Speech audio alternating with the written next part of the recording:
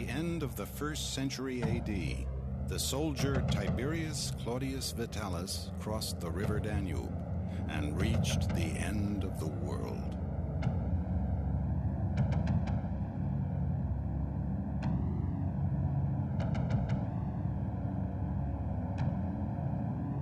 Trained to obey, he went. In the war to come, victory would hang upon such discipline.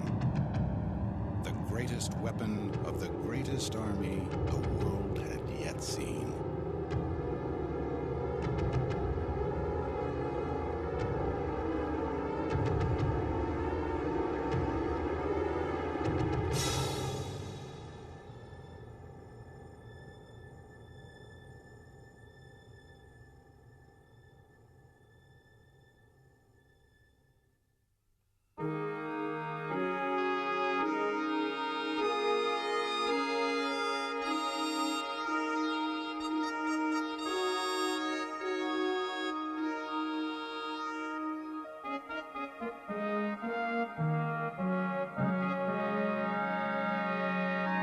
At the height of its power, Rome, the greatest nation in the world, was paying tribute to barbarians.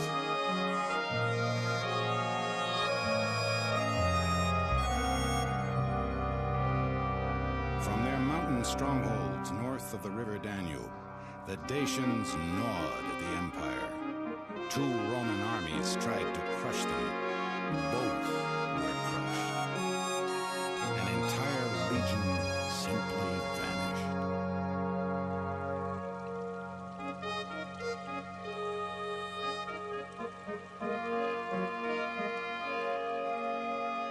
Rome tried to buy peace, but the Dacians broke the bargain.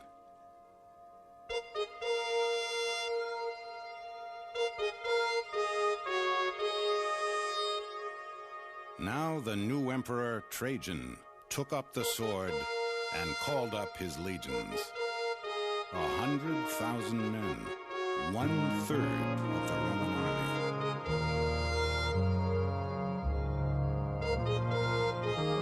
One of the legionaries who followed him to war was a 30-year-old veteran, Tiberius Claudius Vitalis. As a boy of 17 from Rome, Tiberius swore an oath to the emperor. Ever since, his home had been the army. He had already given his youth to his country. A dozen more years of service of the 25 he had promised loomed before him. When he signed on, life in the army had beguiled him with status and adventure, and regular pay. Now he was tempted by survival. Of every 2 legionaries he marched with, 1 would not live out his term.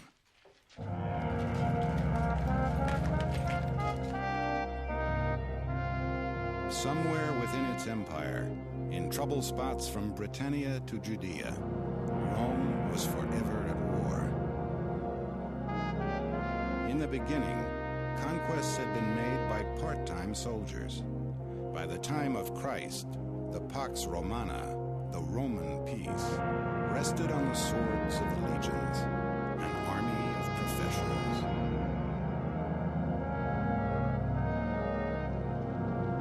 From a village of mud huts on an Italian hillside, Rome itself had become the greatest city in the world.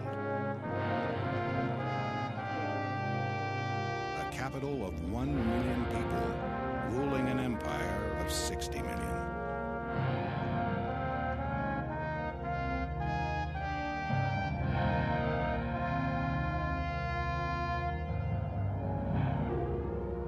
This was the world through Roman eyes.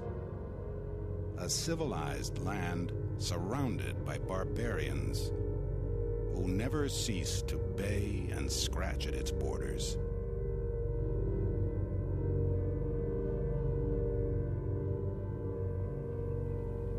Tiberius was stationed on the frontier where the barbarians barked loudest.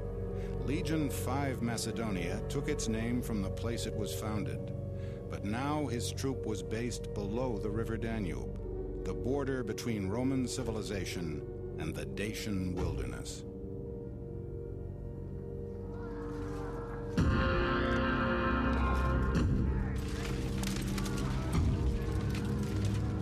It was to put down such uprisings that men like Tiberius were trained.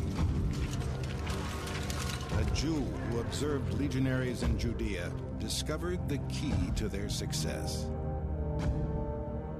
They do not wait for war to begin before handling their arms, nor do they sit idle in peacetime. But as if born ready armed, they never have a break from training. It would not be far from the truth to call their drills bloodless battles, their battles bloody drills. That is why they stand so easily the strain of battle. No indiscipline dislodges them from their formation. No panic incapacitates them. No toil wears them down. So victory over men not so trained follows as a matter of course. When young Tiberius enlisted, he spent 6 months drilling twice a day. Mock battles with wicker shields and wooden swords, twice as heavy as his real weapons, and wielded just as harshly.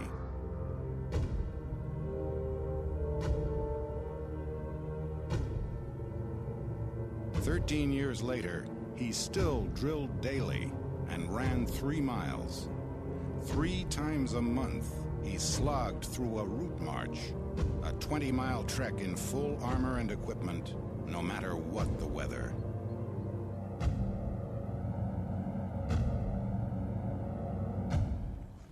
The legionary earned his nickname of Mule. When Tiberius set out to meet the Dacians, he was weighed down with weapons and armor, but also axe, pick, saw, cookpot, 3 days' rations of grain, 70 pounds in all. His legion was accompanied by all the professions a soldier might need: blacksmiths and bookkeepers, veterinarians and doctors. Directed by their engineers and architects, the legionaries began the war against the Dacians by building.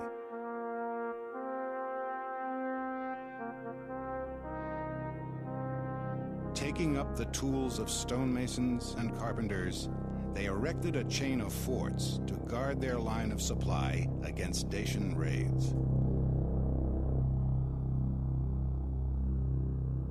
Behind these walls, men like Tiberius, city-bred, immersed themselves in the comforts of Rome.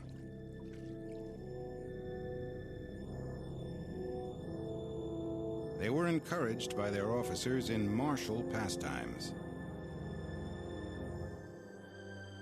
Yet they indulged the vices of all soldiers: drink and dice and other diversions.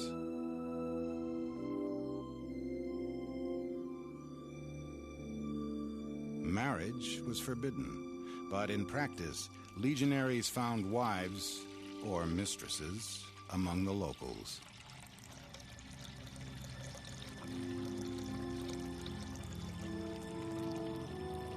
Along the road down which the men just came, letters went back, mundane and melancholy.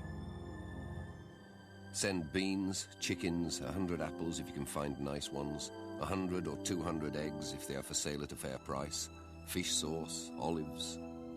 Cratius de Veldeus, his brother, an old messmate. Very many greetings, and I ask you, brother Veldeus, I am surprised that you have written nothing back to me for such a long time, whether you've heard anything from our elders. Best wishes to our sister. Solemnis to Paris, his brother. Very many greetings. I want you to know that I'm in very good health, as I hope you are in turn. You neglectful man, who have sent me not even one letter.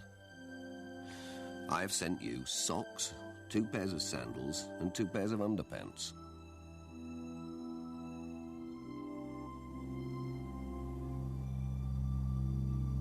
As a dozen legions gathered across the Danube, the Dacians withdrew to the mountain fortresses that ringed their capital. The legions prepared to follow.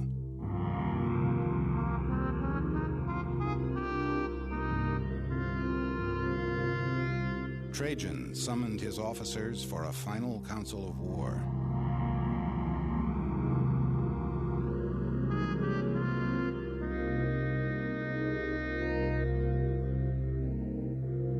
The men sacrificed an ox, a sheep, and a pig to the gods.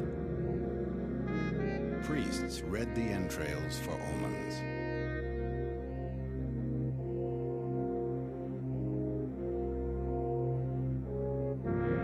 The Romans crossed the Danube in two great columns, one led by the emperor himself. Like his men, Trajan too sought glory in battle.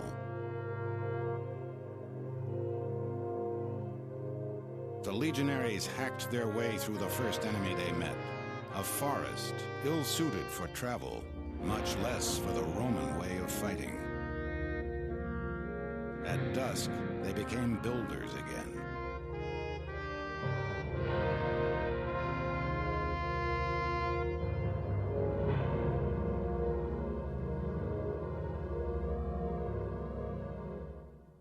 As the Dacian spies watched, the legionaries fortified the ground they would sleep on. Whenever they invade hostile territory, they rigidly refuse to do battle until they have fortified their camp. This they do not construct haphazardly. If the ground is uneven, it is thoroughly leveled. Then the site is marked out as a rectangle. In the gaps between the towers, they mount spear throwers, catapults, stone throwers, and every type of ordnance, all ready to be discharged. The fortifications completed, the men go to their quarters unit by unit in a quiet and orderly fashion. Nothing whatever is done without orders. All other duties are carried out with attention to discipline and security. Wood, food, and water, as required, being brought in by the units detailed. At the far end of a long day, the 8 men in Tiberius's squad pitched their tent and prepared a Spartan meal. If they were resourceful, they supplemented this with whatever they could catch. Then most bedded down. The unfortunate few took up their watch, and woe to him who fell asleep. If he were lucky, he would simply be whipped by an officer. If not, he would be stoned to death by his comrades.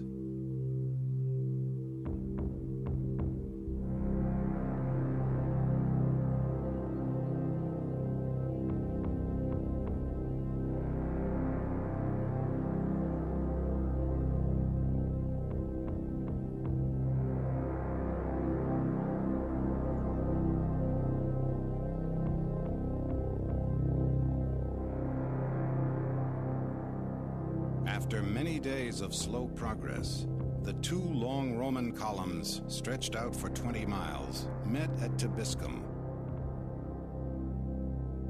Trajan sent his cavalry ahead to find the enemy and flush out ambushes. These horsemen, like the other auxiliaries, the archers and slingers, were recruited from conquered tribes. Only citizens of Rome could serve in a Roman legion. But the prize of citizenship could be won by the foreign-born upon their discharge, if not sooner, for bravery.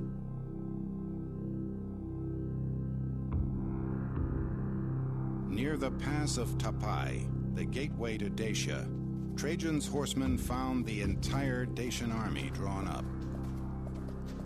The emperor gave the order for battle.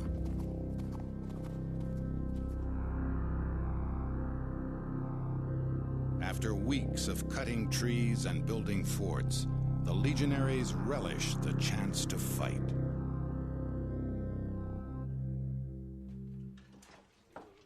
Tiberius went into combat better armored than any soldier of his day.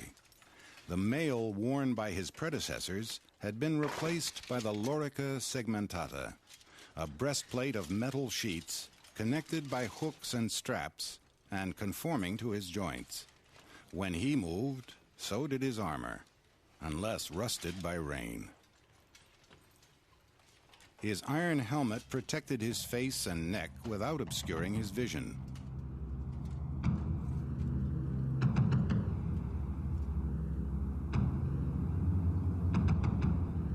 Tiberius took his position on the battlefield.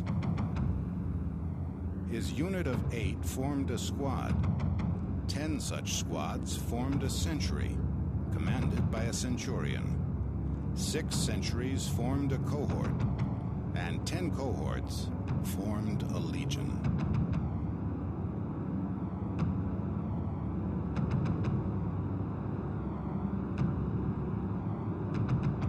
No such discipline prevailed opposite Tiberius. The Dacians wielded long scythes and made room to use them. Within their horde, each man would fight alone, even to the death.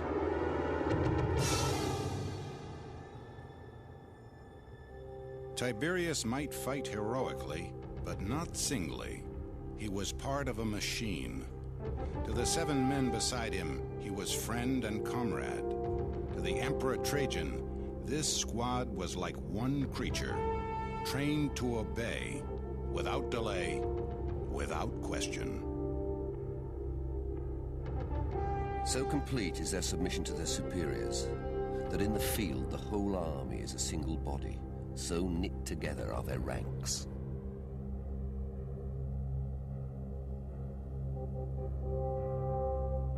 As the Dacians brandished their weapons and hurled their jeers, Tiberius and his comrades silently advanced. He flung his pilum, his javelin, at the enemy. The neck was long and thin, so that wherever it struck, in wood or in bone, it buckled, so no Dacian could fling it back. Then, wielding his gladius, a short sword with a wide blade, Tiberius met his foe.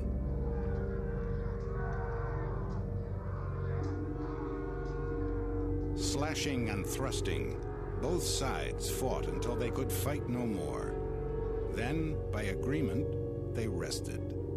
Again, they came to blows. So it went, until the Dacians turned and fled into the forest, an obstacle that broke up the Roman formations and the pursuit. The legionaries had won the battle, but not the campaign. They had failed to take the Dacian capital. With winter approaching, Trajan marched his army back to winter quarters below the Danube. En route, Tiberius and his comrades sold their prisoners to the slave traders who followed the army. In the spring of 102 AD, Trajan again crossed the Danube. This time, he sent one column far to the north to attack the enemy capital from behind.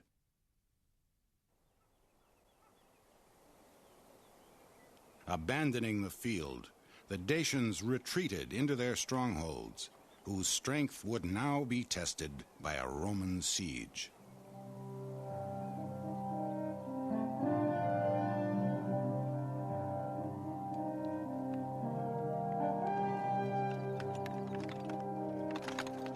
Trajan brought up his artillery, ballista firing arrows, and catapults hurling stones, not to dent the Dacians' battlements, but to clear them.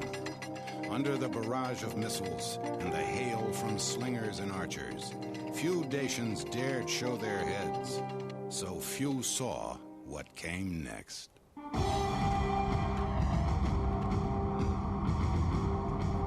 Holding their shields overhead, the legionaries advanced toward the walls in the tortoise-like formation they called the testudo.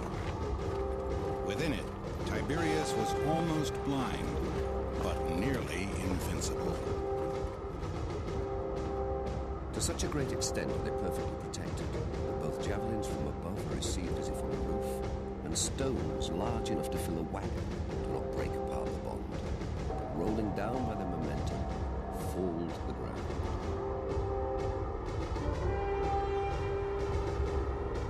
Under such onslaughts, so purposeful and so relentless, the Dacians' strongholds and finally their capital were taken.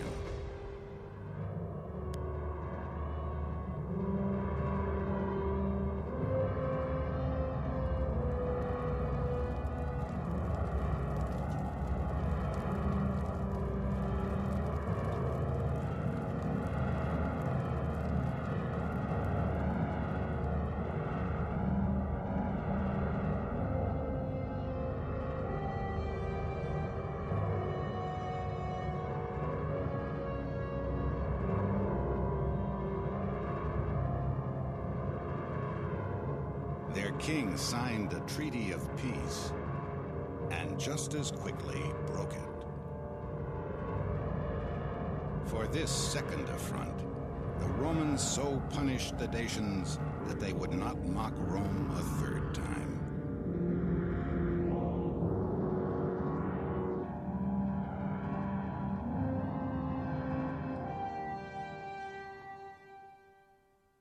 Tens of thousands of prisoners were taken, and, as elsewhere in the empire, the conquerors came to settle among the conquered. When in time they left, Dacia had come to be called Romania. A legionary's odds of surviving 25 years of service were at best even. But if he did survive, he would be granted a farm carved from land he had fought over. There he might live out his days in comfort and honor, bearing his scars to family and neighbors, and recalling his hours of peril and moments of glory.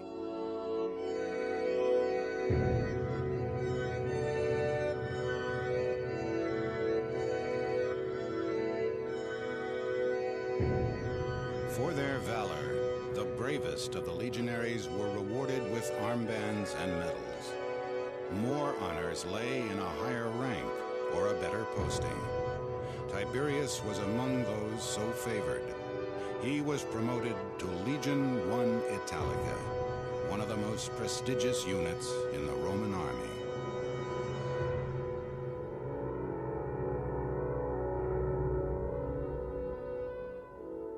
How his life ended, by accident, disease, or the sword, is not known. Only that it ended early. At age 41, 1 year from retirement from the service of Rome, he died.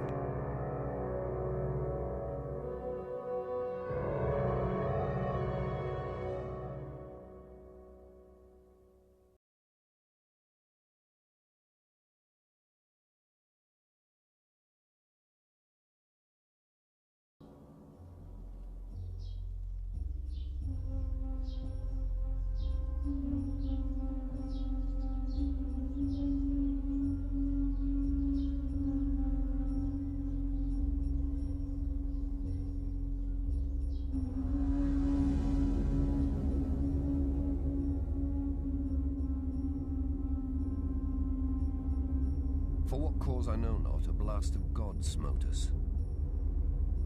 And unexpectedly from the regions of the east, invaders of obscure race marched in confidence of victory against our land.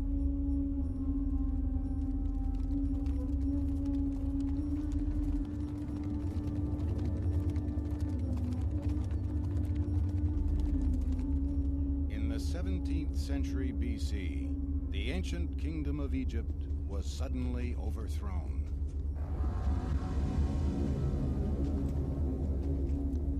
They burned our cities ruthlessly, razed to the ground the temples of the gods, and treated all the natives with cruel hostility.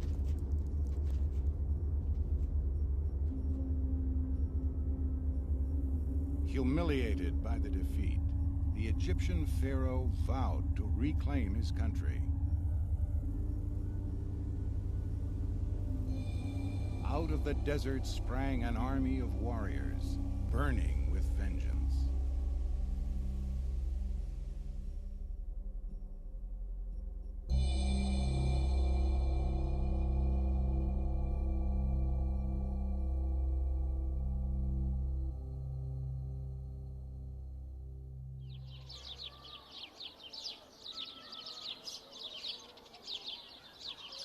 Lulled by centuries of prosperity, Egypt had neglected her army.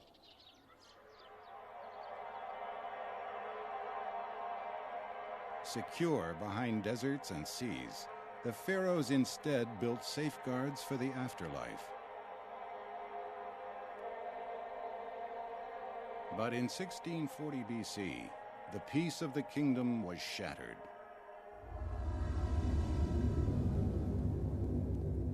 The Hyksos, a Middle Eastern tribe who had settled among the Egyptians 100 years before, rose against their hosts. Exploiting the death of the pharaoh, they seized power.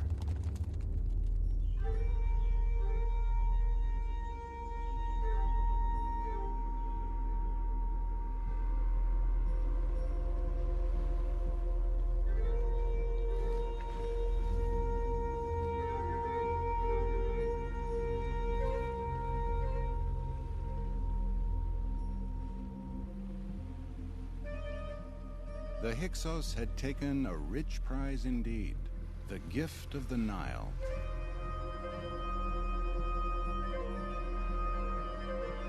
A fertile band of floodplain that chased the river for 700 miles.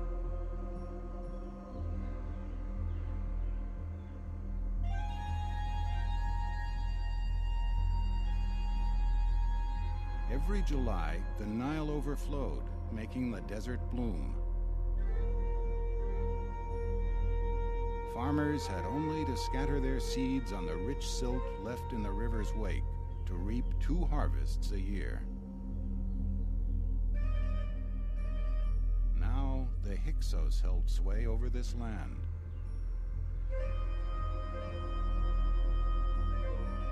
The new pharaoh's realm was confined to the region around Thebes, far south along the Nile. Egyptian nobles chafed under the Hyksos rule. They looked with scorn upon these intruders who dressed ostentatiously, spoke their language with a strange accent, and dishonored their gods. No Egyptian was more outraged than the pharaoh Kamos. Here I sit. No man can settle down being despoiled by the impostors of the Asiatics. I will grapple with him, that I may cut open his belly. My wish is to save Egypt. Kamos did grapple with the Hyksos, but his wish was not fulfilled.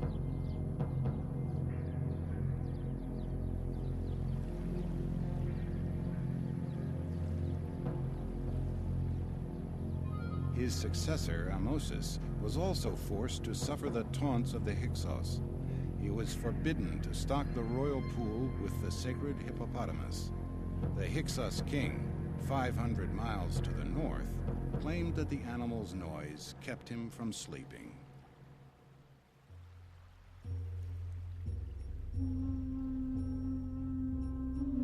Ahmosis swore to drive the Hyksos out of Egypt, but he lacked the means. The power of the pharaohs rested on a small bodyguard. During wartime, this skeleton army was reinforced with conscripts, who were dismissed as soon as the war ended. From his exile in Thebes, the pharaoh Ahmosis began to build a new institution in Egypt, a standing army 1,000 strong and growing by the day.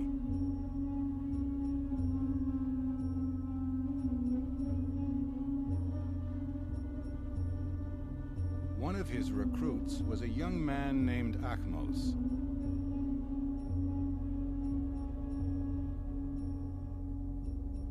Inscribed on the walls of his tomb is a rare account of the life of a soldier. The crew commander, Achmos, son of Abana the Justified, speaks as follows. I grew up in the town of Necheb.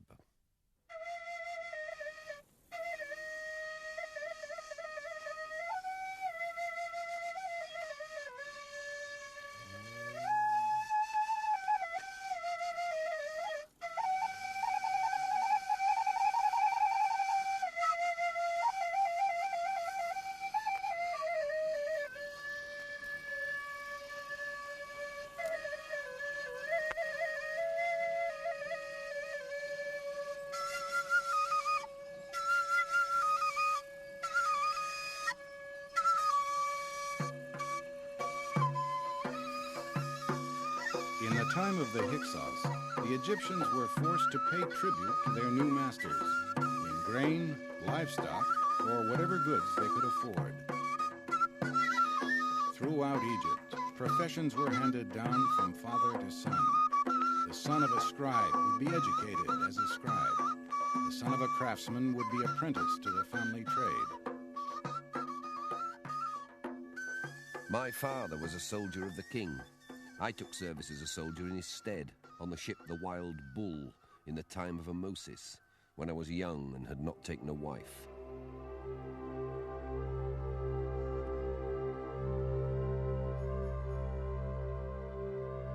Young men were eager to join the army, both to expel the Hyksos and to escape poverty. Success in battle offered the chance of reward.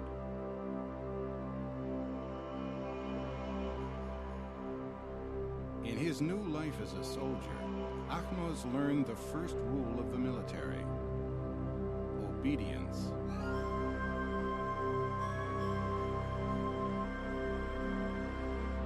He was issued a uniform, short linen kilt, and light leather shield, and his hair was shorn to mark him as a soldier and forge a bond with his comrades.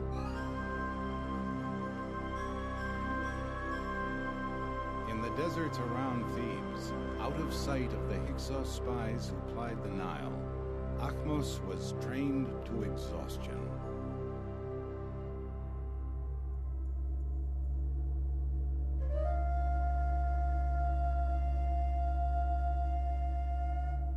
Come, let me tell you the woes of the soldier.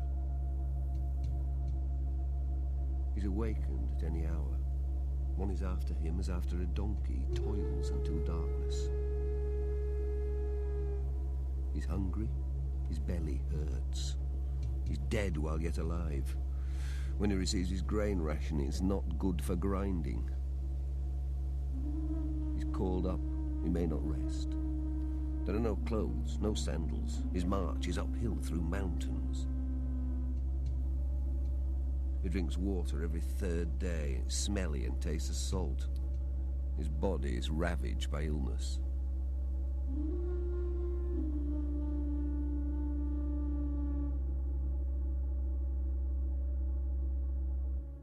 Braced for a long campaign against an unbeaten adversary, the pharaoh Amosis gathered his forces at Thebes. He aimed to attack the Hyksos in Avaris, their capital in the Nile Delta. With an entire army to equip, the workshops of Thebes echoed with the din of a people mobilizing for war. In forges throughout the city, even the craftsmen of the temple were enlisted in the task of beating plowshares into swords.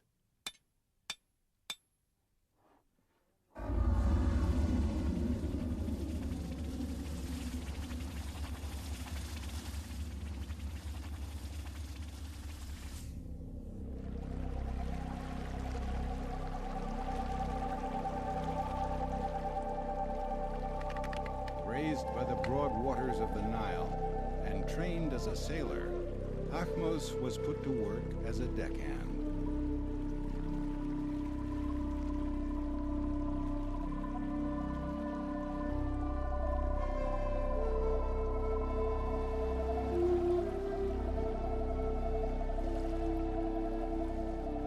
I was taken upon the ship Northern because I was valiant.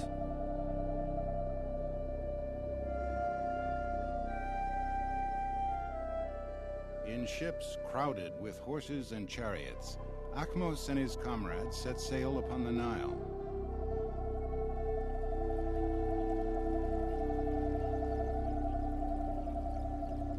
Throughout the 10-day journey, lookouts scanned the banks for the enemy, who might be lying in ambush among the palms.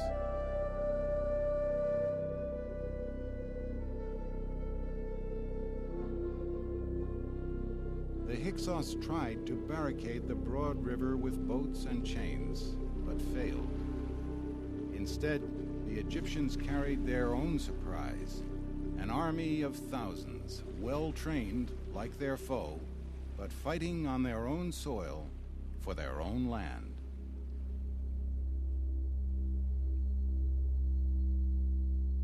Reaching the marshy delta near the Mediterranean, Akhmos and his comrades disembarked and marched upon the Hyksos strongholds around Avaris.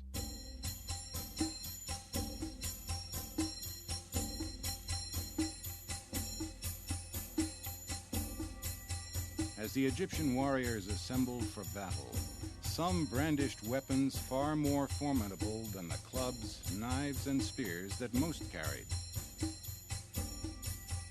The Pharaoh's army would turn the weapons of the Hyksos against them: a long-range bow, a strong sword, and armor to protect the body.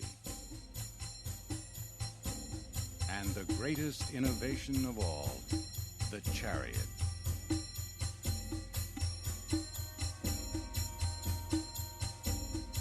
Strong yet swift, light and maneuverable, rows of chariots deployed on a broad plain would thunder down upon the enemy and break their ranks.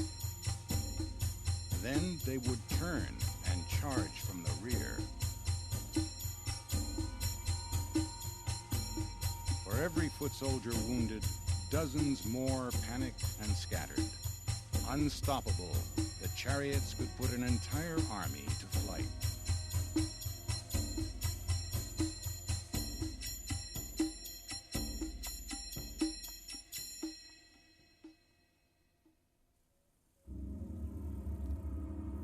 The young soldier Akhmos may have fought in the elite infantry unit known as the Strong Arm Boys. Trained to engage at close quarters, they charged the Hyksos wielding spears. Other soldiers carried a bronze-headed axe,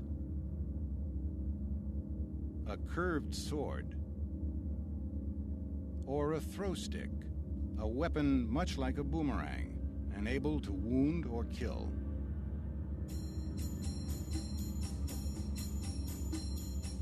Behind Akhmos, archers showered the Hyksos lines with a deadly rain.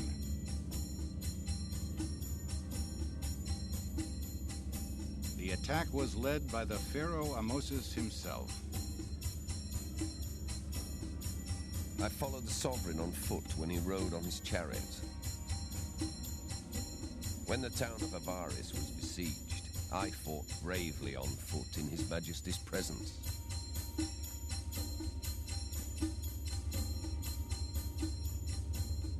As the Hyksos were struck down, the Egyptians cut off the hands of the dead as proof of their courage.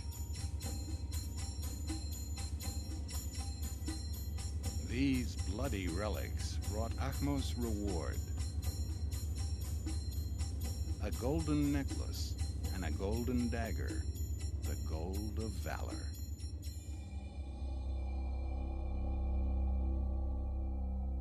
There was fighting on the water near Avaris. I made a seizure and carried off a hand. When it was reported to the Royal Herald, the gold of valor was given to me.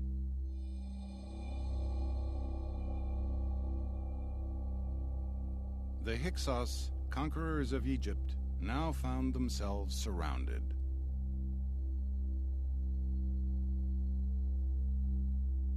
Akhmos continued to distinguish himself, gathering prizes and promotions.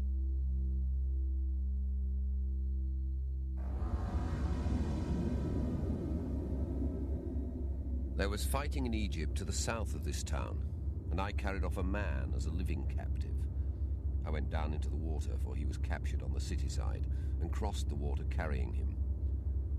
When it was reported to the Royal Herald, I was rewarded with gold once more.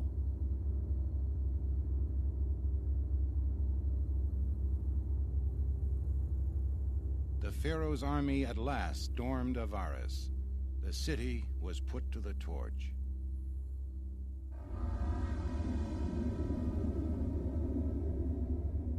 I brought spoil from there. 1 man, 3 women. His Majesty gave them to me as slaves.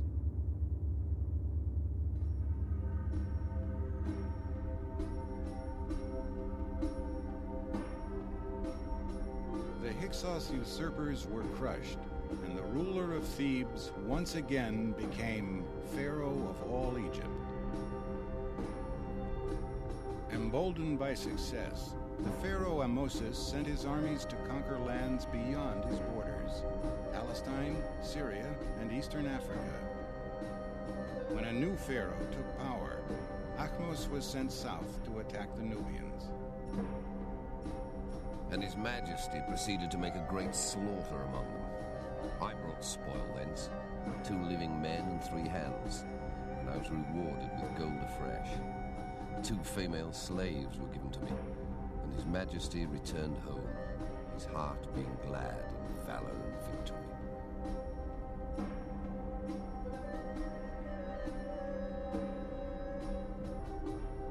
Just as the Hyksos had exacted tribute from the Egyptians, now the Pharaoh compelled defeated nations to send tribute to him.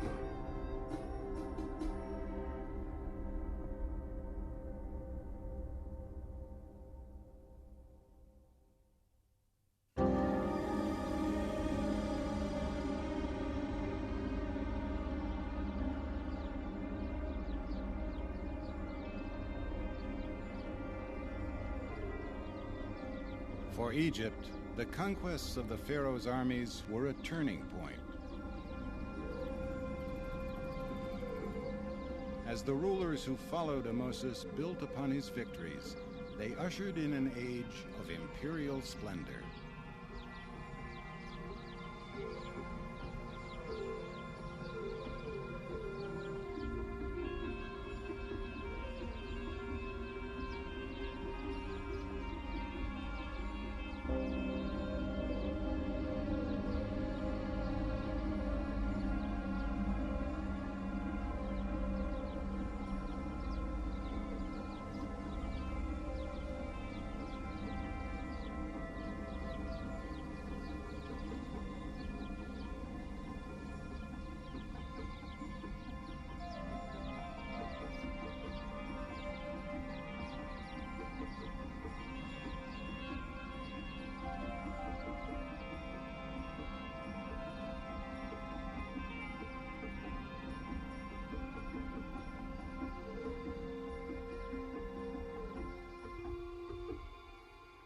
Life as a soldier of the Pharaoh had brought Ahmose great wealth.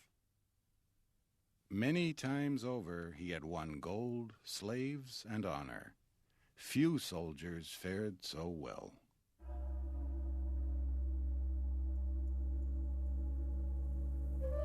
The enemy comes, surrounds him with missiles, and life recedes from him.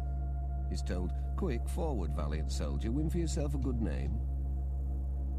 His body is weak, his legs fail him.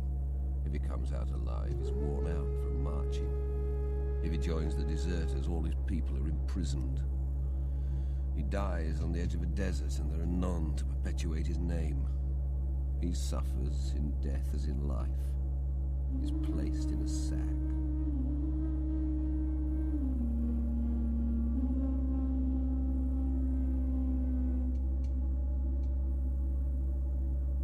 Fate was cruel to abandon a soldier to rot on a distant battlefield.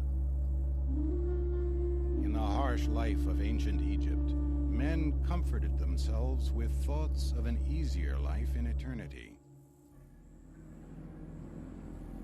Because death sent the soul into exile, the corpse had to be preserved for its journey into the next world. Only after the body had been ritually purged, embalmed, mummified, or buried could the soul re-enter it and find peace.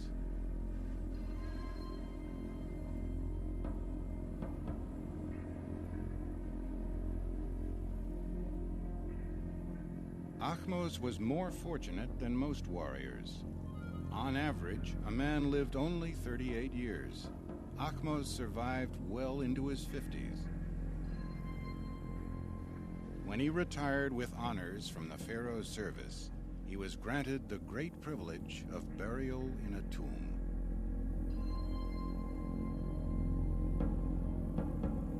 Choosing a site high in the cliffs overlooking his hometown of Nekheb, Ahmose paid for the tomb to be cut from the rock.